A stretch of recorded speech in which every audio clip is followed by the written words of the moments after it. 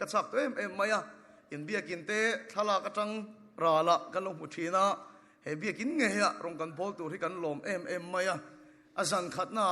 bia kin khat thap mai kan thu te hi ke ni hip in ni lo ti hi ka chiang em maya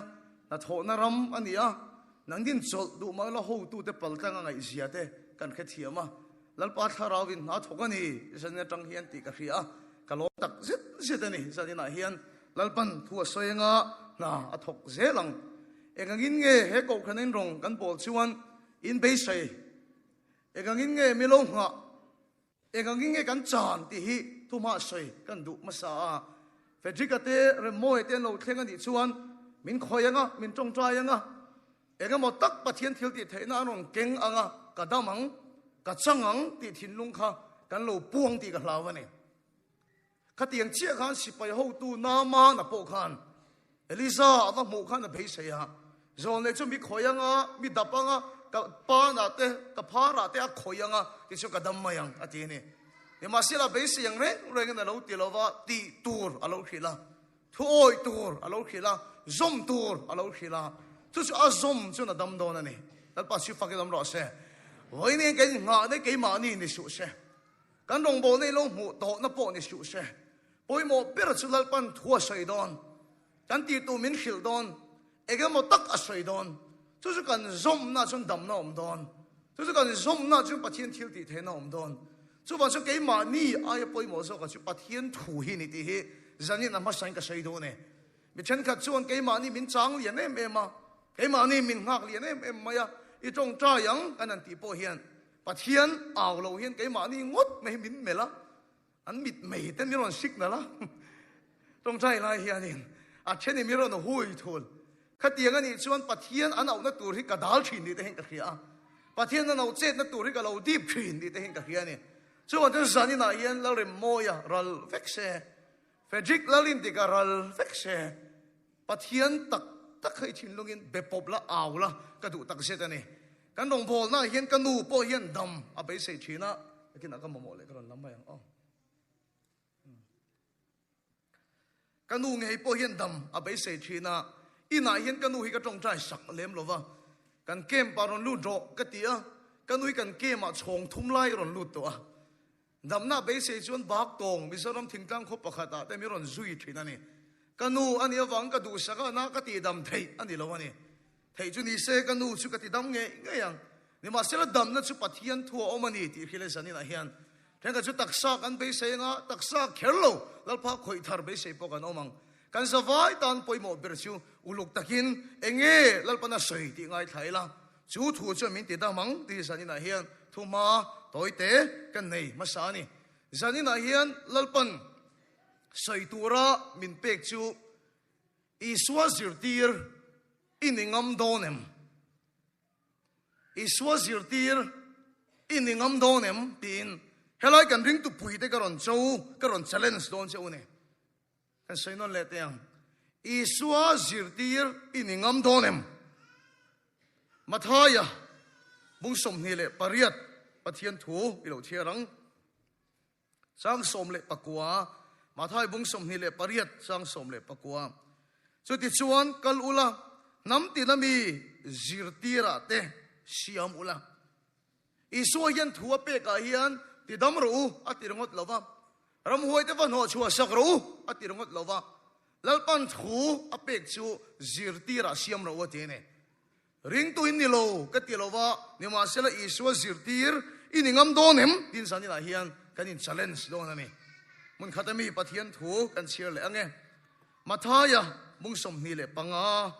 mathaya bung som ni le panga chang riat na le chang ku na ka chiar do na ni mathai bung som ni panga chang ri le chang kuwa nula thiang lim som te khin thu khan ni a kan khiat vek karing panga chuan khon var tu yan nei a panga chuan an nei to lawani khon var tui kan ti hian helai bible a asoi hi chu oil khiak asoi na ni khiak nei le nei lo nula som asoi na ni kan chiar ange tin a te chuan a fing te hne na in khon var tui kha min pe vero kan khon var te athidone antia nima sela afing te chuan ke ni le nang ni tan a dai lo wange azur tu ten he na kal ula leive zog ro utina changa ka chiar war du lai ta ka chu leive zog ro ati lai hi ni kan pathin tu chiar lalpan kan satan malmin som sak ro se mi chen hi inang deuh mai hi ring tu te zinga hin kan oma pakhat chu isua zui tu followers anti hin oma ne pakhat le chu isua zirtir te disciples anti hi anom ve thonga ne Bible ke na mi zo te ngei pon na kan soi diklo ni ka khiat ta ka chu isua hian as zui tu atan hian adu tui vak lo ti ka mu chok ta ne ka sei non le tiang chak lo tak chung pon ting lo tak chung po ko khana kan tel ve kham kham te ama zui tu atani chung kan isua hian adu tui vak lo Bible kan en hian mathayate zakayate chiakhon tu tax collector kan ti hi achan chin ka theyang tokin ka chiara ti son kan saifia tiang keima hi Indianapolis chiakhon tu tax collector ni taila Rome sarkar ne na Indianapolis zong hi 100 million veling ka commission ani kan ka thiamang tero ka commission ti mi zora ma kan man thanda na nia 100 million veling Indianapolis si ka buktop mai ni chu sarkara kahan pe ni 100 million ka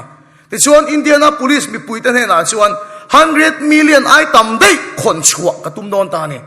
ta tak chun an duam em china an poisa an book na ai tam khon chon tuma wangin an corrupt china chuwa chon chia khon tu tax collector ne hi mi pui het an ring lova mi corrupt mi lem le mi dik lo wangin an mutat mai ni ni ma sela isu mi zia mak em mai chu zakaya chia khon tu khan kling lo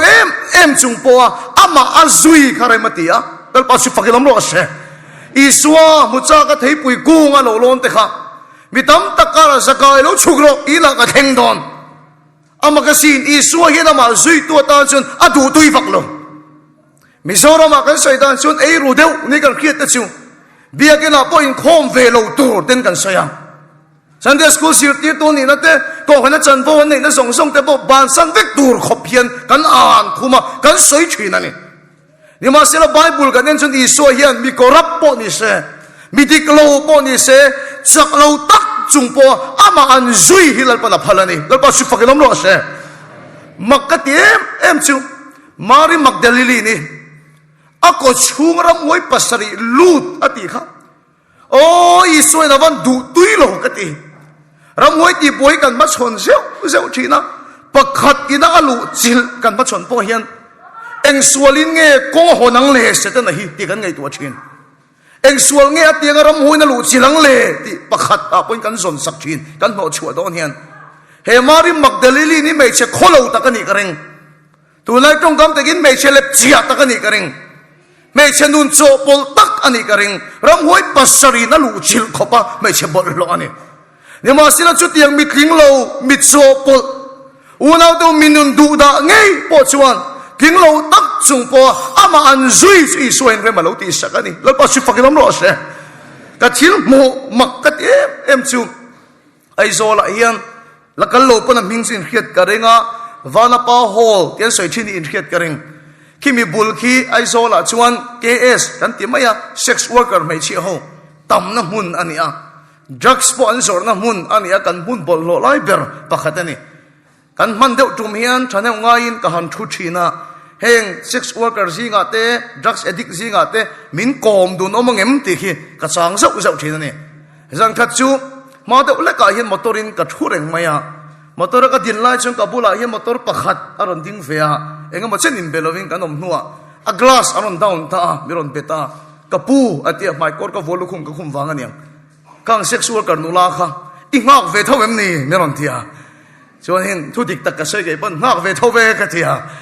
chalai ka bula thu motor mi ta chuan hin ani mo kapu ngak ma sa jok tho na in aron chu na bin kian ma sa la kha ron ti ni ke chuan an bula chung ka phal te lo ka ngak ma sa jok ka chu wan ron chu chuan cái màn gặp phur mà sang cái tia cái niệm biết ta cả xuân có ô ở trong khan mình lo khai đồ này cái rừng cái puyo chỉ có khiết nu văn ang em tu nghe nắng mà lệ mình tia mình khai mấy thầy cái tia cái mai cô gan phèl khan mình khai ta ăn sặc em á motor khal tu lâu dốc xuân cái má tan ta cái căn sang po này lo bula mi kha mo po ni ka chan pu ya tia ka oi chia to bi ka ka chu ka chu ve chin ni an bula te hian ka chu a zan ka chu chu te ka thut reng lai chuan palian to mai fit duk chuang de hian yang hian mi ron hu ni speaker kan pi hian a mulok du chia I mu thei ngem min tia eng tin pi nge ka tia I bula chung ka sei mai yang ai zo langa chuan dam do hi ama ai zuar tulian hi nom ka ring lova aman moi hin sex worker tam tak po aneya heta chun lal nu anti khopa dam do ya le sex worker ho tu no ni yom dia khria mu cha khat mai che ati ni chu ti hang ang nu chu mu ve ka cha ka kai point te reng mai ka ni modon ne ka tia om na lama che ka peita ni chu abul ka va thlen chun chu nu an lal nu anti khopa chu bin mu chia cho trap zoi so me ka kuta hian min vuan ani fejik misual ka ni ka chan chin por khil tong che ne ma sia thil pakhat khil che ka du ati ni a trap le ka lom lut tuk atia ka kuta phone pa chuan anat na sei ni ka sei chu sak lawang na na khir em ma hi lo tu ara in rong bol nei YouTube atangin ka lo chima ti ke yang misual lal pa kharau bi min khoi ve du ati ka dam khat mai ni atia trap zoi zoi me ani chu alom em mai ni ka thin lung dik ta ka khilang cheu ke chu ka lom mi lo ai dam doi zuar tu lian ke sex worker ho tu nu lalpa na ti dam du hi ka lung oi lo ani ka lung oi lo ani pathian ya chang chung ke mai hian a du tui lo zok ni te hian ka khia a makkat em mai mi sual te van nei nei ngai tu ngai motorin kha ma thui do an lum pon an thi tak tak khelo ani bem fire on chua kan dam le em mai se la arong bol tu mi fel zo ke ho te te ka din liam kan dam lo ti ro kha nu adam kha mak khi ka te em mai ka khe thiam thei lo ani ka ho nu tong ta in pathian ka ro na chu ta cha na lalpan min pe ka chu eng te ka emo chun pathian ma ala ding don chu mi huna chun chuan lam turan nei lo na turin voi khatal ka in puang vek ti hilal pa min pe ni lalpa si fakilom ro se lalpa yena ma zui tu atan chun lo du tui vak lo mi bol lo le mi sual ani chong po hian ti dam a thul chung lo ba man so ma thul chung lo ba an chong tai po lalpa da chang ve thin una to makkati em pakhat chu ka thian pa nu hin ama HIV positive ania TB nat na fe ani boka hepatitis C ani boka roi thai thil ti na sa ni doctor te soidan chuan ka thian pa nu chu zanin po dai to lowang minute khatte te zukin mu chok ro chung ten atia ka thian pa pi chuan afanu azana liam mai turan ngai chu fejika na tong trai lo chuan ka zuk mu du lo ati that mai trap mai chu tiang ani chuan ka zuk tong trai nge ka ti a hospital ICU wa ka lu ta ni chu bi zan chun lalpan ro pui takin na thoka ICU om ka tong trai sak zong chu lalpan ati dam veka atu ka andam vek awangin ICU chu ruak ta vek ani lalpa chu fakilam ro se chu mi zan ka thiam pa nu ka tong trai zo chu midang kan tong trai sak le khan ka thiam pa nu en dik na khol chu rita vak maya nar so ron tan phaya lim takin thilan soi tlat ani amak lutuk tu na hian amar aron phule atho hiron dikle tlat an ten richel chul maya ka thiam pa nu chung chang an soi ni ti ka hiat awangin ka watan phaya a tha in ti tro ka tia na se chuna mak khop mai fejik I tong trai sakha niang tong trai le ro min tia alu chunga kut ngat chung ka thian pa nu chu ka tong trai sak le ni kut ka nga lai la chuan thi mai turan ngai chu aron har chuak kat mai ni chu a mo hi a phun se a soi ka thei lo wa ka zuk ngai thak chuan tu ngai ni min lo tia min kha chiang lo ani ti chuna bengbula ka zuk soya ifa pathian pa fejik ka ni ka ti chuan a tha muang ani a limani te mel tang ka mu thei ni ka tong trai sak le abula enge mo chen ka ding le a chumi nu chen aron phun le a enge soi niang o ka tia a moi bula chang ka beng ka zuk do le chu ka thian pa nu thilek lek ron har chun ti hen aron soi ni ui fejik hospital en ka murei lut tuk to a ka kam hi chelut tuk to a sa iron akem min ti ni chu thilek click ron dam le chuan praise the Lord teron ti se amen teron ti se achaka chung den trapang lui su teron har ina sa da kem ati chu ka hoi em dam ni se mi pa nek chok hi ka cha ka ka holut tu ka ni ka chua san mak maya chumi nuwa chuan kholaya ka mu le a drugs ti bokin ka mu le ni o isu hi ka khathiam thailo ama zui tu te awan du tuilo tak em kan tu le don ti kheden chung pon mal min so ma la pa chu fakilam lo she apoi kan soi don ti kheden chung pon min ti dam a thul chuang lo ama chaklo tak chung po tinglo tak chung po zui de kham tu te hian ato ba chim pathian na tho an chang le thina ni amen hallelujah unau te wai so khat la veng an ti thin in khiat kareng so lai ka thil ton chu ka dam chung hen ka thei hin kareng to lo tuang sat vel hin yang mi pui aron kal khoma thu soi zo ka tong tra ya mai se pakhati tu na ka soi zong point ka mit tha lom the ama ken hin rin na nu anei ti ka mu the mi pui ka rai na hai thei lo ka va pan chat ta ka pi ege ka tong trai sakang che ka ti chu tap zoi me kum som panga kan pa ne ka din nei to fa kan la pai thei lo atia I tong trai yang o ka tia ka tong trai sak lai chu na mit tu hiat la zoi me ni chu anu a chu na in test ta no te chun la pai chuang lo ni chu an la pai chuang lo a rin te lul nen kan nong bo na puk aron kala pathina fak mel ka mu te chuan rin hel na ka mu lo beidon na ka mu chung reng lo ama kan down na ka mu reng lo anga yang chirin na chak ala nei ti ka mu that mai ni chu in khom ba na ka tong trai sak le ta fai nei ngei be sei tong ka tia anu kan in belea an rai lo an te sa no te an la pai chuang lo ni chu avoi thum nan kan nong bol na ron kal le ama ken kan down mel ka mu lo beidong mel reng ka mu lo anga yang chin lal pa ala fakani chu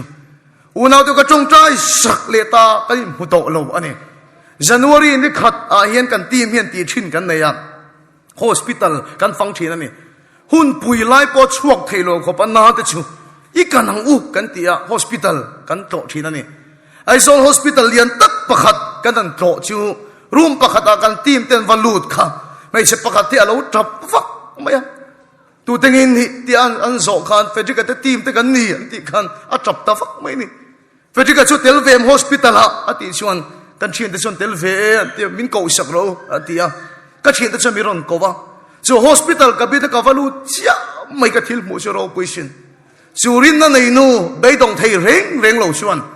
chu hospital a chuan khami mania chia khan no te alo hring ani chu fa lo nei ani chu a fa dom tak mai chu pom chung in hospital alo mua atu ka ka juk to le a amak em ke mu le dan ka ro pui ka tia ano te chu aming ka phosaka Elizabeth ka tia aming ka phosaka ka birthday ya te hian anu fa hian present te mi ron pe thina ni una to zanina ka sei do chu zanina I dam lo ani pon beidong chu nak tu kai la dam lo ani pon beidong chu I ting lo ani pon in khom hi khe su I cho pol viam ani pon I so sui tu ni ka rong su ko khan khoi tu te hian kan du tui mai speaker te hian kan du tui mai pastor te an strict mai mà sẽ isu ero chuan thing lo tak chung chak lo tak chung ke ma ni don cho pol tak chung po hian ama kan zui ve kham hi min har lo amen lal pa si fakidom ro she ama zui tu de ati dam chin ati ran be sei mulo ma se be dong in a kir tir ngai lo mang so ma thul ngai lo an real drama phal lo sang per pa le sang pa ni ati punga inu na lal pan mala som zia che sei tu ringa ko tang an mual pho wa phal ngai lo kana kho wai na ti pun saka lal pa si fakilam ro she ama zui tu de chuan an na tho an hu thina ne amak lu tuk ring tu ni khel lo ma se I soi an be sei tat chu na khoi tho sel ring tu ni lo ma se coffee night kan ti ai zo la chuan December di som ni le pali urlok zan kan tiang Christmas ma za la hian coffee night an tia Salvation Army hian program an siam thina ni kholaya station siam mai mi puyang kal khom thina chumi zan chuan thu toi ka soya mak em mai chulal pan dam lo ti damani hi ti ka dong kat maya kanan in zon chuan vai kong kal tang tur aban reng che thei to lo chu chumi zan chu adam ta that mai adu dogina ban chu che thei ni station ka ko chowa ka lom em maya Hindu vai isuna ti dam kha ka lom ani lalpana tharawa chandam ngei don ani hi katia ka zota ani le thian pa Christian in pedungem katia so vai pa chon ai du chuang lo wang awan pe don thak tak em aro pui kan thi te lul nen o isu awan mak tak em tu ma hian pathian ma kan ti thla chuan lam kan nei don lo wa voi khat ma kan ne na im puang lo te sei tur kan nei don lo wa ring lo chung po man sui chu na khoi tho so po chung po man sui chu lal pa hian ma la som tho isu sui tu ama sui tu aton hin lal pa hian mi adu tu vak lo ti sani na hian ka sei ma sak du chu ni nema sila isu sui tu kan ni ngot hi atok lo amen isu sui tu kan ni ngot hi lal pan adu khop to lo tu nu nai lal pan mi ron ti na chan chu nam ti na mi zirtira disciples ang siam ro o te ne chu isu zui tu ngot ngai ni do na azirtir ini ve to don azui tu le azirtir ai nang mi lo ni o isu kan zui tu chu anga lut tuk bible en ro sang thum chuang patling rongot po patling cho po sang a chuang zui tu nei ma se zirtir chu kem te chu nei isu zirtir ini ngam donem America rama hian a population kalau ena Christian him 224 million vel Christian anom chu tiang zat that's America rama hian isua zui tu anom ma se chung million zan hi som ni pali a chuan isua zirtir chu eng zat ni omam an tlem ngotang he ko khani member tam takinom isua zui tu ti zat kar hian a zirtir ni ngam men zan yom don Mizoram hi mi nuai som le pathum vel kan ni 13 lakhs vel kan ni ring tu intifect kan ni ko kham member intifect kan ni piang thar intifect kan ni isua zui tu intifect kan ni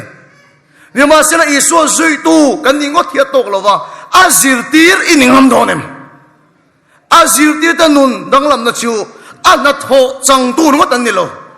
azirtir ta chu lalpa thil ti theina keng chun som tuan ni ni lalpa chu pakilom ro se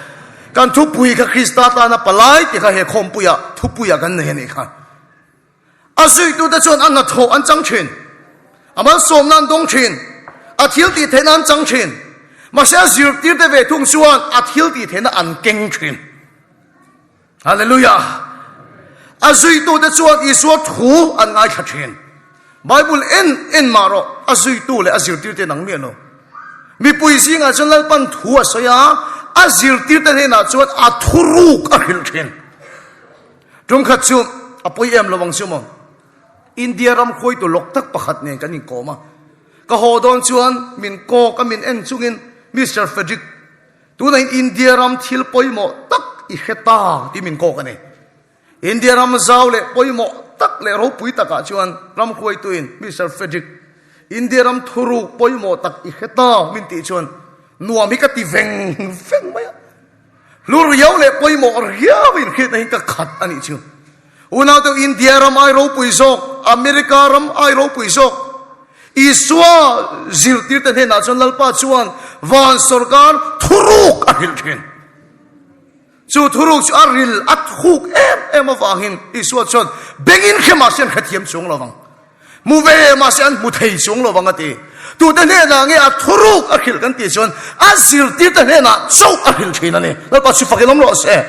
zanin iswa zui tu nge ni do na a zirtir inengam donem azirtir da chuan ana tho changtu ati dam na changtu amal so na changtu mai ni lowin keng tu ani thin I so thungai khatu mai ni lowin a thuruk khe pui tu ni thin ai dal pa chu fakilam lo se azirtir inengam donem unau tu mi millions ani som ni pali Christian intikara hian disciples engsan yom don I so azirtir ningam engsan yom don azirtir ni tur chuan aman pe ka ngai khoi se na ngai khop mai chan ne ngai kal san ne ngai zui tu chu ti mai khan ani thai so pol tak chung ban ani thai chu chu lom America ra ma tu na in buina mi pa in kop chung pon ring tu ka ni lom tro mai che in kop chung pon ring tu ka ni lom zui mai chung pon sa pin chen ta pon yang living together chung pon Christian ka ni lom testimonial nei tho pathian pol nan chang tho pathian ma som nan chang tho a followers a zui tu chawan ni ma se azir tir tak tak ni tur chuan aman kan pek na mangai amen hallelujah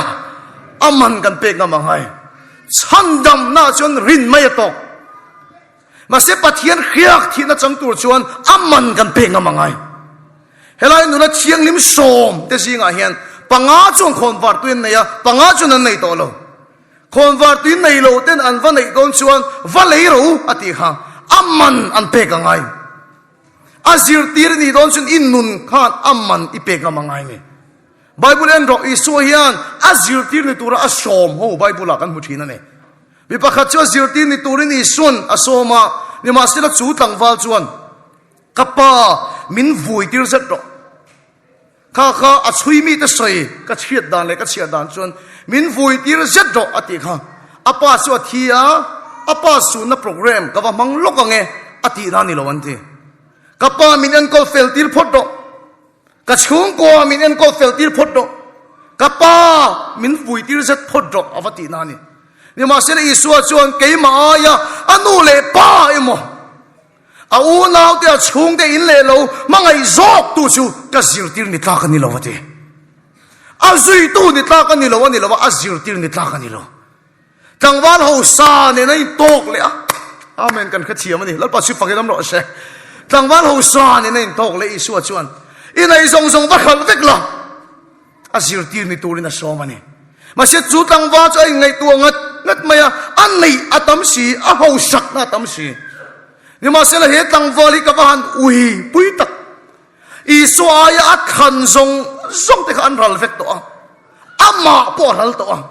bible ina ming po siak lang heklo a ming po siak lang heklo ni ma se la an len te kal sana amen an chia khon na do kan te kal sana isu zir tir ni thang mathaya petera jacob te chu ta tuan an re to don lawani la pa chi fakidom ro se an na thok king chun zom tu te an ni unaw du tak isu zir tir ni tur chon nang ma ai point ich khung te ai point engkim ai isu I thanangai unaw tu isun azir tir ni tur min som tan tir khan har sa ka ti per chu ke ma khom chu ka thei ma se ka chum te tuar tur hi ka ngai ngam lovai cái suy nghĩ thầy chung qua trong lâu xây liền cái này cái chung các bà hi vọc tận chi na ấy giống anh à thế là cái sắc này thong mày hi này lo bây giờ mà chúng vọc tận na cho anh miệng em mày này chú thay lại cái chuyện này khát hiếm lâu rồi cái nhìn chú đáp ina cái khó sa cái nhìn chúng ràng va cái tiếng steel này chú à đây to chiết to vàng hin rồi asur tak phê chuan cái nhìn chúng cái farnas em à ka bedroom ka ti ve te chuan ka puan zat ve te a hu vet thina chu tiang ina chuan ke hi ka khosa a kan sei lian ani ne ma sila papa fel zok ka ni a ka pian tel tang me zial voi khat po kala zulawani ka mu hian me zial voi khat po la sul ala silo khim khim ku voi khat po ala thian lo khim khim ka hian zoi rim che ka hia ka leipon la tok lawani tangwal fel an tiang mesial po su ngai lo kuwa po ngai lo zu po ngai lo so po ngai lo thok po thong ngai lo ati lo thei an ti chu ti lo vek gani ka pa hi min ringa keima ai ngat em maya college ka kal zo chuan ka phak tok na ka thoa ka pa tha hi ka chok vat hi a hak lel em maya ka na wi chu fa pa shwal zo ka ni ke fa pa fel zo ka ne cái mai cái bao hiểm mình ngạc ra lần unaw tu lalpan ama zui tu mấy nè lo azir tir athil ti thena chang tu mấy nè lo king tu ni tu ra min som tir khan cái chuan tur chu ka ngam mà sẽ cái chung cái tuar tur cái mit khai cái mit tu ya van luang ngun tak em nhưng mà sẽ là isu chuan cái ma ya anu le pa mo a chung de mo mangai zok tu chung cái zir tir ni tla ka ni lo unaw tu san ka thu soi in kha thiam ngem ka khelo full time in kal fek ro thu soi ve fek ro zai khoi ve fek ro ka tin la mani lo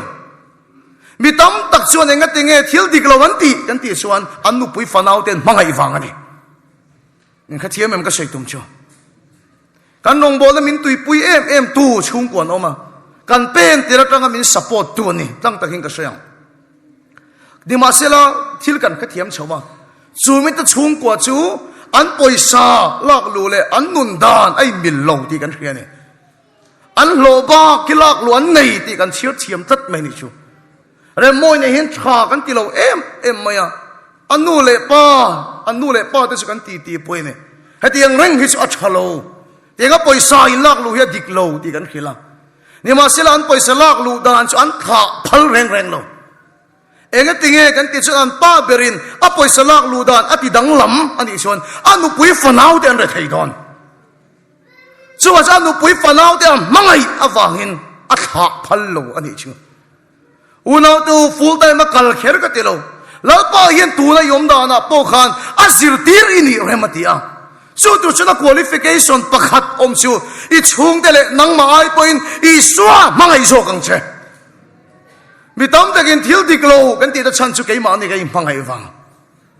kan chung kwa kan mangai wang kan thina ne chu mi ta chu I swa zir tir ani thai ngai lo tong khat chu ke re moi ta chan chin han soi ka duwa re moi hi vane thlau de umai nu pu nei hlo mai ya ai se pakhata bum thuwa ani nei to lak lo box si pathian main tiam to box in chen le rem to lo wa mi kan lai nei mai cham phai rong kan bo line no te an pai tho an nu na ron sila alo me em a khireng fa min nei khal tur te ka in chuang ni ber heng ka ria game kan nei kan game par te an rui sup po a then reng re moi nui reng to so an la rui em so ka ti point tar mit ka volo chu ka mu thei lo a ti that an nui reng mai ni kan lom pui ke ni point no te an pai chu kan tong trai pui ani lom thu kan sei pui a ni ma sela sai ha kan ti thina rong kan ball line a du I daron phone le a hoina ka va in check chuan doctorin a soi dan chuan I pum no te hi a chelo movement om lo chuwa chu kar khat ka hak chunga danglam na om lo ani chu no te hi ka pai sak lo thei lo chu doctorin aron khilani ti chu nan nu chu naron khil le kan tim bula soya pathian na tho kan be se ne kan be se dan tak chuan kan rong bol na hian chul a chi kong pahnian zai chia sak to a chulan pai sak to chul nei to lo no te pai hi nom to mo ama khop mai engang nge pathian na tho a chunga then ka khathiam lo a chulan pai sak to chu no te pai ni chu so fa ngai po khing le to a leng pui khwa ania airport om na kha so no te chu dam no te mi ron phone china an khring ngai to ni chu kan rong bon da kal ting chu tiang pathian na tho theng to a kan zai khoi tu pa ber fa tur chu lal pa puna ti dam kan ringa ne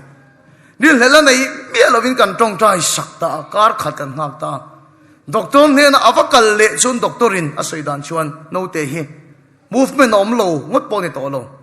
heart beat nei to lo alung hi a phu to lo chuwa chu in no te hi ui ma ula alo thei lo ka pai sak lo thei lo chu a ti ni chu tiang chiat an to lai chun ke ni kan kema anu chu mi khinga abul om tur adu per chu rem moya ani nge nge yang dik tak sei chung rem moya khan kan kema ma chun anu pui bula om ma duang ho su vai khat ma ka ti lo ni ma sela kema chun sai khoi om lui ngat maya ti chung rem moya chu ka zota ngati nge hoi sei lo ka tia ama na min chan dan chu dik tak sei chun kan nu chu na khathiam lo mai the kan nu pui le ka fa ai point ka chung ko ai point iso ka mangai ni te amen lal pasi fakelom ro she amit tu ya kang ti ka ringa na tiang ka ringa ni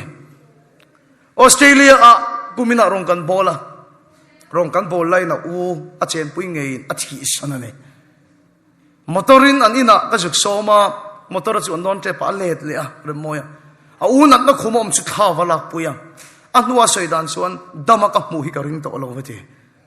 thawalak puya a u chuan zanin khom kan bana a boral sanani ti an khila video in u nuk chatlai chu video in ena mo hrom ka ti khop mai atu ka u an vui lai chu YouTube pa anon live fa kan pahing kan ena a u an vui lai po chu en zawlo a ruang an khak lai po chu en lo biakin akal mangai sound chekangai ti awangin biakin akal ani chu a u ruang an khak lai chu ka tal lalpa a tha ni ka kong te chu thuang in lang lo ma se ka hereng min en kol thin ti la an khoi an sa chu a sir tang ke en renga so su khove la tang a thia chu mi ang lo chu ni bera ni au ruangan khak lai ngein en point zo lovin sound na chikania una to remoin du na ka mo chin le ro pui ka ti chu au ai point ni suam mangai anu le pa ai point ni suam mangai anu pui falau ti ai point ni suam mangai una to full time kal kher ka soina lampang ani lo mitam tak chon i so sir tir kan dingam lo da chan chu i so zui tu ne cho pol a hin kan du to ga i so zui tu ne fir tak lo ban nu na kan du to ga ni ma se le i so chon zui tu kan ni ngo da du lo sir tir kan ni a do ne a thil ti thena bei sei tu mai ni lo king tu kan ni do ne hallelujah una to mi thu sei ngai kha tu mai ni lo a thuru kha tu in ya du so tu chon i so sir tir in ni ngam do nem amman ipek nga mangai ne inun khan amman ipek nga mangai Starbucks coffee ka din du chon amman kan pe ka ngai McDonald ka nei du chon amman kan pe nga mangai iswa zurtir ni du chon amman ipek nga mangai unaw tu lalpan zurtir ni turam hi som tir khan rong bolin ke kan pe na chaklo tak chung point ni ma sila har sa ka ti ber chu Mizoram pastor pui tak pakhat chu na sei ka thengil the to lo chu missionary a ram thima kal te po hi an chung ke chon kal san the kal san har sab ber chu manin nun hi ni te ka chan to e ka dam lai nun po ka sun to eti manin nun kal san hi har an ti ber an chung te kal san ma se an nun he lo kal san tak tak lo ti ne a dikhi ka te em me full time rong bola ka kal to no ka chung te ka kal san to no kan nun hi kala sun tak tak lo di kai mutat me ni chu dam lo kan tong ta ya rong kan bola min pathian an be se na ka muwa an be se yang an nain ka tong tai thei lo dam lo an be se yang mulo kir le ka mu hian ka chin lung an em mai se la min pathian an be se na mit ne na min en ni bi chun tok tok thina cái mà cái du khop lo wa la pa po hi min du khop ka ring lo ni kan non kha ring tu kan ni lo i so zui tu kan ni lo a zir tir kha kan ni tat lo ni chu kan nun tak kha kala chan lo ni kala mang hai tu kan ni so te kan nun har sa ti tak ko maya ka om lai chuan ka thin lunga lal pan thu aron sa ya hei te man sai zau de ka de hun kan nei thawin ka hian kum so pangavel liam ta khan helai chalai te inrong bona video ke ena wanga he thui zanin sei po thang kania pathin thil mak tak min mu ti chu Mizoram ma em mai tharau thila are a pathian thu chu nu le palam chan boi pui chalai ten kan boi pui lo ni chu ti lai chuan pathian in lar na ka ti chung ka sei dik lo ka lau si a pathian in pon na ka chang ti la dik perang garing mak em mai chu chum anga hi min thut ti ra ne ka sei kha to poi nom mai the chum anga hi min thut ti ra khovel hi min en ti ra ne ti chung khovel ka zuk ena mak em mai chu harna ninun hunga harna ati kha min hu ti ra chu harna lo thenga chung king tu te chu nu le pa puitling kan ni to lovin chalai ten pathian mai al an king hi ka mone Indiana police chalai ten an kenga Maryland chalai ten an kenga Iowa chalai ten an king khat mai ni chu una ta tu na pone in chom do ni o in chalai te pathian an tui hal ka muin ka lo mani lal pa chi fakilam ro se Iowa chalai te pon tui hal tak zet zet ani ama de chu to kun som liam ta kha chalai ten pathian an ngai sak ngai lem lo nu le pa ten an tui em tu na chuan chong trai tai ma chalai ten ni tak do ni o a zong na lo ma se ain chom to ain chom to ni chu chu ma tang hian lal pan mit en tira pathian mai al chalai ten khovel hu pa an king he lal pa hi min mu tira ni chu hei nin du lunga har da lo chuak le tur ni chumi atan chuan Eliza ang turin khriak ka thi don che lal pa hi min bia ni aro pui mi lo ti saksiu a chan chu mo Eliza tharau chan let ni chang tu kha Elisha ni i tharau chan nang let ni chang chalai ran chuak don amen lal pa chi fakilam ro se he ko khanen chu tiang mi chu chuak se ka va thuem amen hallelujah i tharau ken nang let ni keng hi aron chuak don unaw tu tuna chon rong bol tu in nin sei to min tin mai thei kum som pangaliam ta khan rem moi ten en kan ti ma kan sei to thin be si ro ka ti to thin telve tum ro ka ti thin Eliza tharawang ichunga ka lei dona chu baptisu Johanna ne na po Elizabeth harau chanang pe kani a anunga local tur Mesia ta na kong siam to ni chuwa chu thalai tam tak ta ni kong i siam don aron kal ve do ni kalang hian amen hallelujah i harau chan lek ni anon chang don ti dalpa hi min mu tir tat maya ni ma sila su Elizabeth harau wang baptisu Johanna pon aken ang chu ikeng don ani chuan baptisu Johanna kha khopuya akho salova khwa a cheng lova khalera akho sani chu chiang te min pe ni khalera chu akho har thak em are em khalera chu lalpa lo biak tur om lo nun khohar mi omanga om ve lo khalera mi kalanga kal ve lo khalera ikho sanga mangem te hian lalpan min dorai ema sila kay chuan ka du tok dan chuan isu zui tu pa ngai ni mai ka du unaw to khopu yom ve mi om dan om ve ring tu pa ngai ni mai ka du lalpa chu ka nial ngam lo ma se o ka tingam lo in tu khop lo tak chungin rong bolin ka pen lu ya ni ma sila ka tong tai kai ma nge pon ka du khop ngai to lo ni ka chung re lai in sual ana se em maya ato pa chu ka chel ta lo wa pathian ni na ka tong tai ya lalpa kha khiak khamin la thi du ngem ka tia chu ta ka chin lunga lalpa na ron soi dan chuan ke chu ka soi to ka thutia ma ka ru ka lam le to ngai lo leila ma i phel chun wala ka phel ani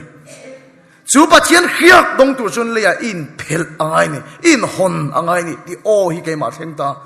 chu lalpa khiak chang tu chuan ni som ni le pakhat chong hei tong train aman ka pe ni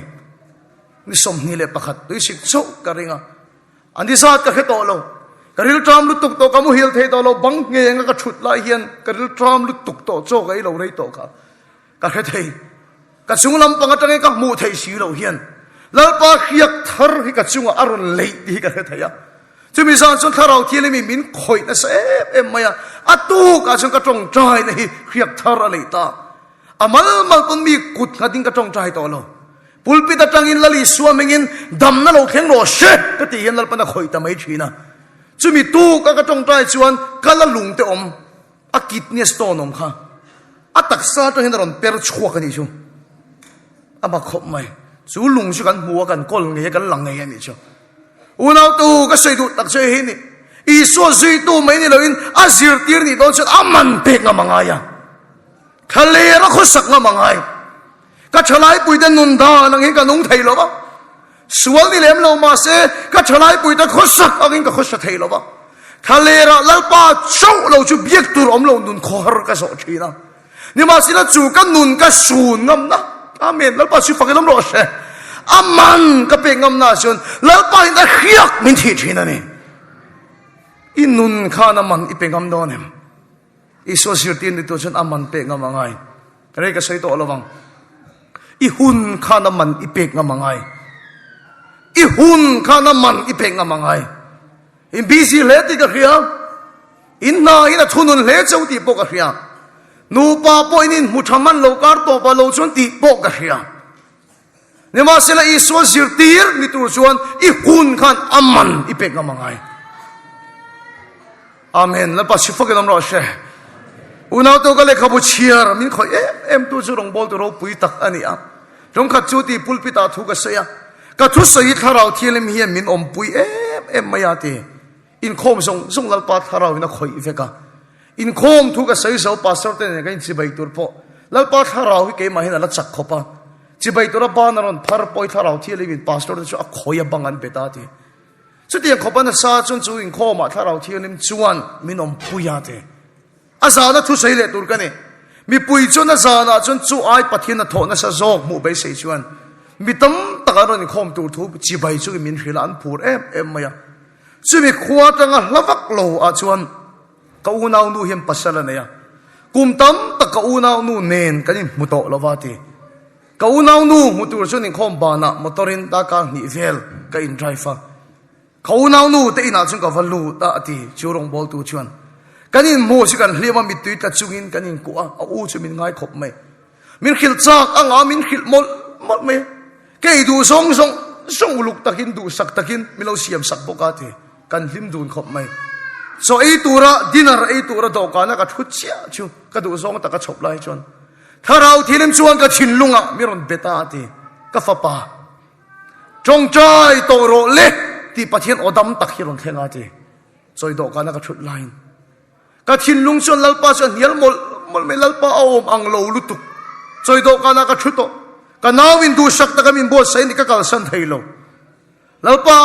mel dam tak ka thla na ni ka khir le thei to lo ka thin lungin ka hnia la pathian o reng a thleng to lo ngai that tak chun cho ka ya te azana thu sei tu chun pulpita kan ding le chu chuna be sei sa tak nei ro ni khom chun zom te chu an be dong melika mu ka thu sei an nung lo em maya ke ma nge pon sei ka ha thak ka ti a te kai bo sei ta ka sei zo tok ka thu sei chu nung pakhat ma om reng lo in khom ban chun min chi bayang ti ka lo awangin a tunga tang ka chuak ruwa hotel ka lu chi khuma ka bok chu pathiani ka chua chala ti lalpa engetinge tiang hian min ti tin pathian ka hawa ti rang takin ka thinlunga tharau thilim o aron thlengta ka fapa tongtai ro ka ti lai khan ni tongtai du lo lom ti tharau thilim o aron thlenga ti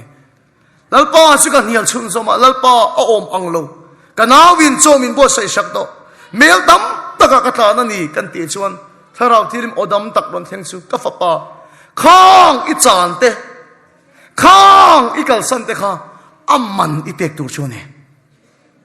amen lalpa su fakilom ro she una tu kan singa mi tam tak chu zu ni to lo mai the mi pat mai chiat na po ni lo mai the ni ma sila thil tam tak kan na kan chung khur boy pui thil tam tak kara iso sirti di tu chuan kan hun hi na man kan pek china nga ya chu mi ta nun chu lal pa na kharau na chung khat thina ne chu thu su kai man ka lalu chiang em mai amman ka pek nga mangai amman ka pek nga mangai ni tin amman ka pek nga mangai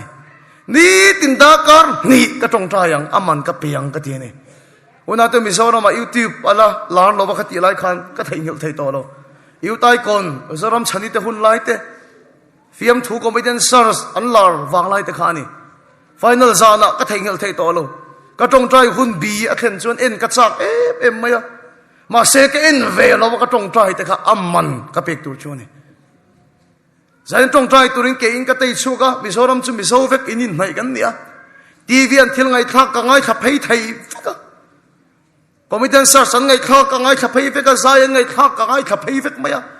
ka wan in ve chak thin tak ni ma sila mi tiang ka ti ve lo te kha amman ka pek ka chu ne amen lalpa si fakilam ro she iso sirtim ni ka tulom an en khan ring tuan ni lo wa iso sui tuan ni lo masya sirtir iningam donem ana tho bai sia chungai ni ana tho keng tu ni tu to amen lalpa si fakilam ro she lalpa mi mal ta ka in puan na chan thin I duem chu tu chon in nun khana mani pe ka nga ya I hun khana mani pe nga mangai unaw tu na ka sen kana zirtin ni tu chuan mani ai po kan chung te ai po I swa kan mangaya nga ya aman pelo tan chuan I so zirtir ani thailo aman I pengam donem tung khat chu ai zol chu helai ang em hian kan motor a thavelova ke in ka tei chuaka mi ka tho ko la ni ke ka tei chua lai chuan ruwa sur thut maya tiang chuan mi ka tho thui thei do don si lova abullo ka mel khiat te na ka luta heta pon motor ang chu ka mu fo mai jeep compassi in khal fo thin he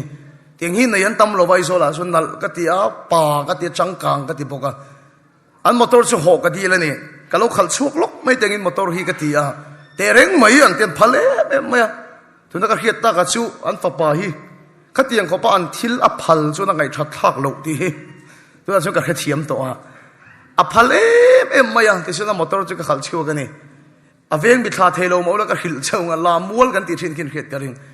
khimi kong a khian motor kan tlan phei kha enga mo chen ka tlan to nu khan ang ka ti ber chu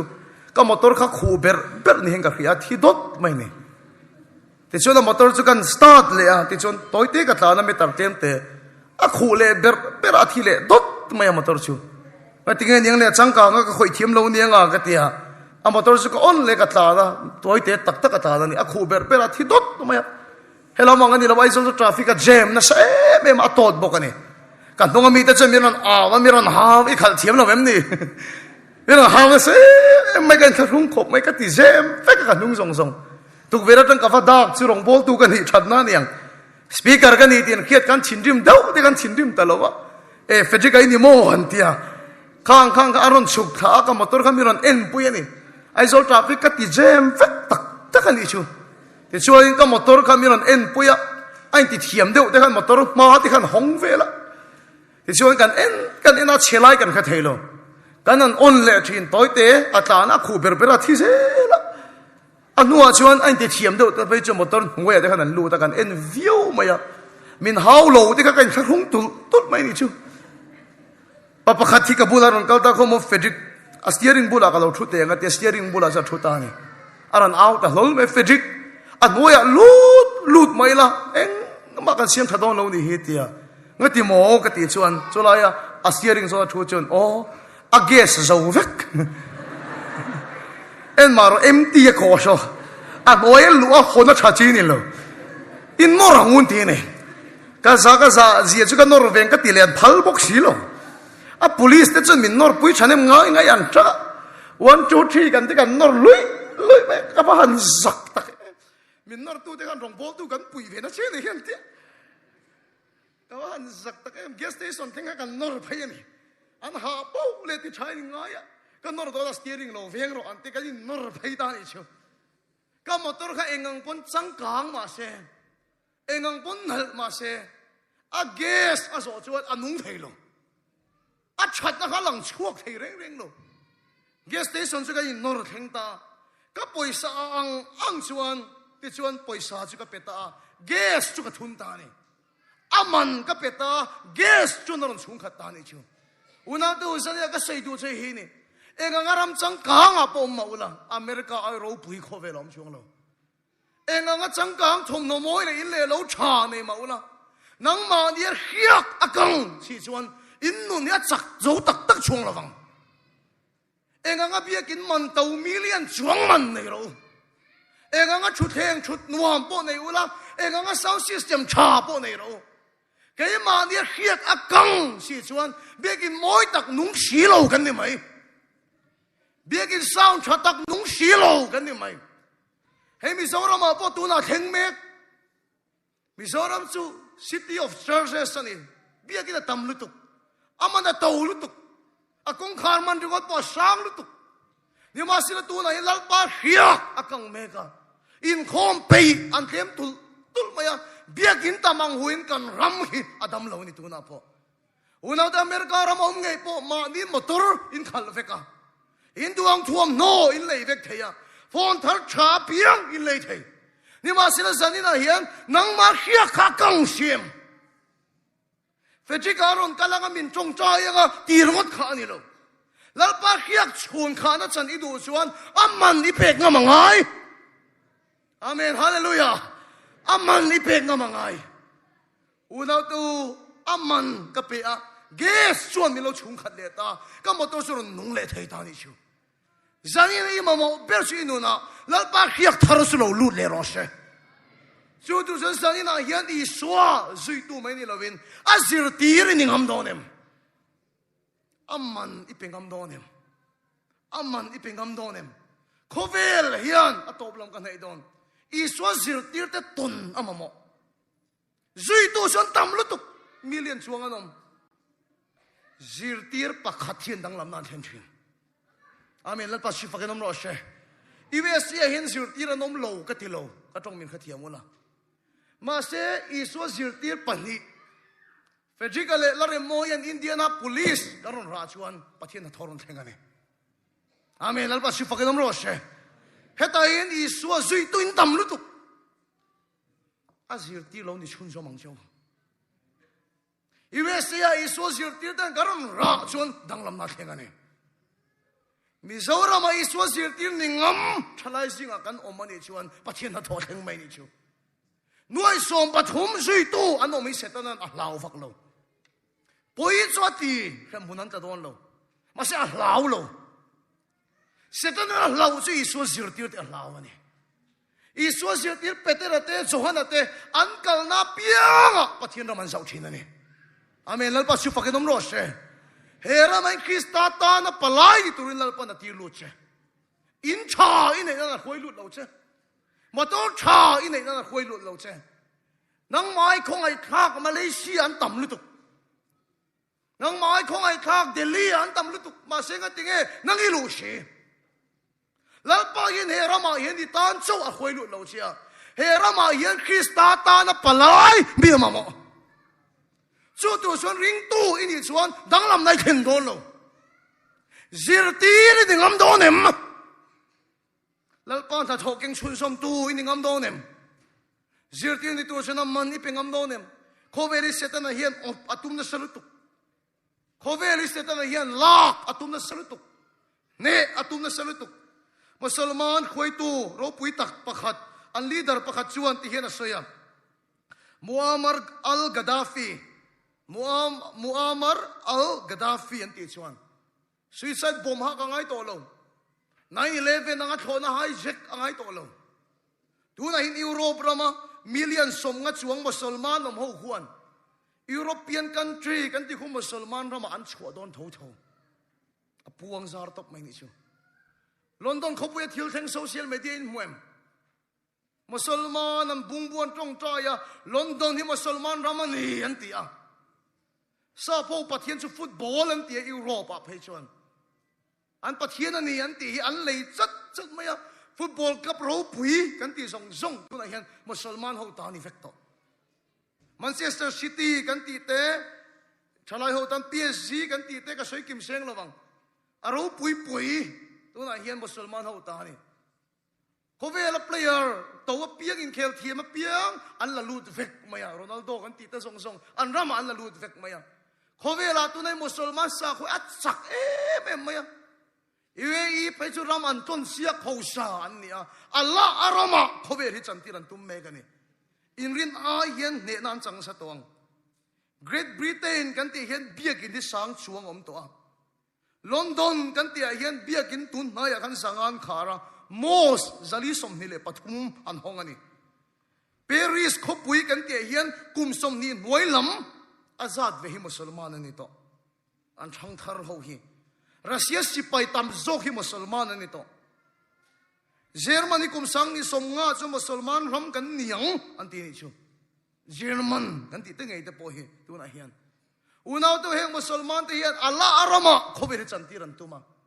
India rama tang local kan nia Hindu ho point khovel hi Hindu rama chantiran tum na salutuk Mizoram a pujon har sana kan tok na salutuk kan Christmas ni te kan Good Friday ni te sarkar ni poi moron puang chat amak lutuk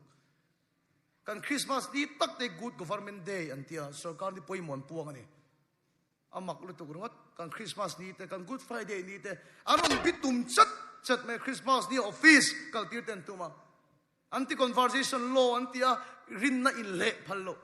betsi sai thiam te nu pa ngai pon manian manani anong bol na Hindu tang Christian in let ano mafangot in an manam aruna chal a patient healing prayer an thal tolo India rama he India sarkar ngai po hian Hindu rama khovel chantira tuma musulman ten khovel ala rama chantiran tuma unaw to iso zitu kanom theu hian danglam na khen lo iso zir tir ta kalo chua ve ngai ni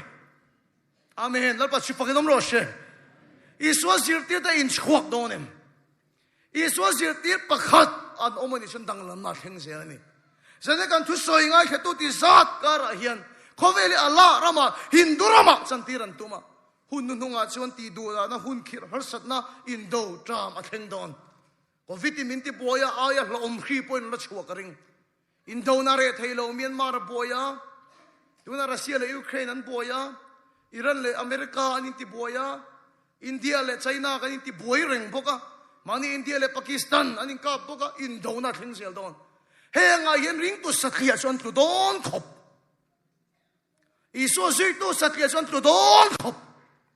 chunguna chon pathian ram zau tu ni turin tu na tang hian imbo sei hun ania iso zui tu mai ni lovin azir tir ni ngam donem zanin hinga som du che azui tu atan chon ti mai khan lal pa na pom che amen na pachu fakin om ro she pasin sani na in ma son la kadua kadayanga kadai thuk zol se lang lalpa kadu berate a in ka thang to cha ka sun to e kadam lai nun po tin lalpa zui tu mai ni lovin izir tir ni kadu ni unau to sani na in ka tong trai in dam mai kadu lo pathian thil ti than chang tu in ni kadu tok lo keng tu ni turin lalpan bo sai chau ro she hallelujah fetri karon kalang kadamang ti thin lung thia to ka le chu kan hodon in dam kim don lo be se tak tak dam le dam lo poinom don mas engzat nge zirtir ni don a zirtir ten omani chon he ko khana hin lalpa na tho atheng zelang in company a pathian na tho atheng zelang in na tho na muna in college in university a pathian na tho atheng zelang azui tu ni mai to lo azir tir ni ngam donem nang ma ai ishua thang donem in du pui fanau in ei ti ai ishua thang donem in nun kha na mani pengam donem I hun kha na mani pengam donem tungkara ngei po hian aman peng che tungkara ngei po na man peng che dal pa hi kin chung khat che ro she dal pa tharau si ne na theni du chon a riak nei du chon gas kang to khan thun khai du chon aman pela zani na hian tu na nge lalpa tharau na chung khatang che ti ka renga ne ka sun to e ka dam lai nun po bo khupi ni ma ka lo ku ne ita ka ni I thuang ni se lo se kong har sale ral tria po ni se amen ka pelo thelo che lalpa ti in zani na hian I so zui tu mai ni lovin azir tir eng zat nge ningam don chumi te kal tang sun lalpan Indianapolis ta athok chun zom zerang chumi te kal tang sun in thona company hem pathian ram thengang hallelujah amen so izui tur ka le mai ma se ka tu to kang azir tir pakhat hian danglam na thlen thina ni zani na hian zui tu mai ni lovin zir tir ni to turin lalpan asoma che kan thu sei lalpan kan za ta mal min som lo se pathian ma kunin tong tayang lalpa izui tu kan nia ina tho kan changa kan tong thai changa mal min som thina wangin lom thu kan khila che lalpa di ma sela nam ti na mi zir tira siam ro itia zui tu mai ni lovini ko kan te hi I disciples I zir tir he ramai thil ti thena keng chun zom tu I thuru ki hil thin mi mal taka in po na thin ni kan du e ma se zir tira tan sun nun chopol remeti lova khovel ne nar wal lo taka ngong kol ba dun I du lova zir tir ni tur sun amman kan pek ngamangai ne hallelujah amen khalera kan khusak ngamangaya khaler khohar nang ma lo biek turom lo yo lo he turom lo lalpa he hun nu nga har na lo kheng tura hian I mayal chuken ve ka du e he hun nu nga har na lo kheng tura hian I na tho chuken ve kan du e chu tu sun kan nun hian aman pengam turi min tran puila ka hun ngei poin aman pengam turi min tran puyang che aman I pengam donem I ges akang to a thom nunal nei mala in tha nei mala in nun a che thei to lova norkal ingaya program ina norkal to che chan bo ina norkal to che norkal ngai ring tu I di to ni nang mai ma mo silal par khiak chun kha thar le ngaya chu ges thun kha I ni le na turin amman I pengam donem chan turin ya kal san turin ya lalpa sani na hian chan tur ka nei kal san tur ka nei ya zui tu mai ni lo sir tir ni turin ka in pe ita ka ni I thuang ni se lo se kong har sa le ral tri po ni se amen ka pe don se ka du per te a in ka thang to che ka sun to e ka dam lai nun po ti in zani na hian I chung te a in I shua thang la I chak zong ai ni shua thang la aman I pengam donem ti in lal pa na som che ni azui tu mai ni lo azir tir ni ngam eng zat nge om don som na le lan na khan ka siam bong lo sadina I thin lunga he thu hian man che se lalpa aman ka penga kanun ka chana nga eng kim mai nang ka thang cheng ka mang eng che tin iso sui tu du tak tu asiu tin tu ning kan thin lung pathian na hla nang o tong tai na la kala moria tanga kala isaka William ro san turi nei zuni to lowang drugs po ni to lowang sumle pai po ni to lowang mase isaka William ro ihiat kha amman ni pek nga mangai har sa kati avana mai lo lalpa isaka William ro lalpa na zir tir ni turin na som che ana thokeng chun som tu ni turin na som che nang ma kal tang in America hin pathian ram lo kheng ro se nang ma kal tang in America ra mai pathian na tho lo kheng chun som ro se I hun khana mani pengam do nem I nun khana mani pengam do nem I du perte ai ni thangam do nem ka du perte ai ka thang to che moria ta kalla in